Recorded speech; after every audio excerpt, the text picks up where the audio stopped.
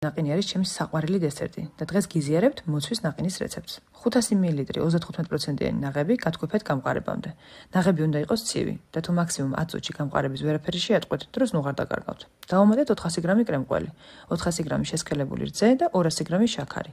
ისევ კარგად ათქვეფეთ ყველაფერი მიქსერით და შეინახეთ მაცივარში. ისეთი კრემია ნამსხვრევშის გადასარევად გამოიყენებთ. ამდენი შაქარი და შესქელებული რძე არ გაგიკვირდეთ. 400 გრამი შესქელებული რძე არაა საკმარისი, რომ კარგად დაატკბოს ნაყინი, ამიტომ შაქარიც დავამატე. ეხლა მოვამზადოთ მოცვის კონფი. 200 გრამ მოცვს დავამატეთ 100 გრამი შაქარი, დააწურეთ ნახევარი ლიმონის წვენი, დადგით დაბალ ცეცხლზე და სულ ურიეთ. რომ წამოდუღდება 60 წუთში გადმოდგით ცეცხლიდან. ეხლა ავაწყოთ ნაყინი. ფორმაში გადაიტანეთ ნაყინის მასა და მოასხით რამდენიმე სუფრის კოვზი მოცვის კონფი.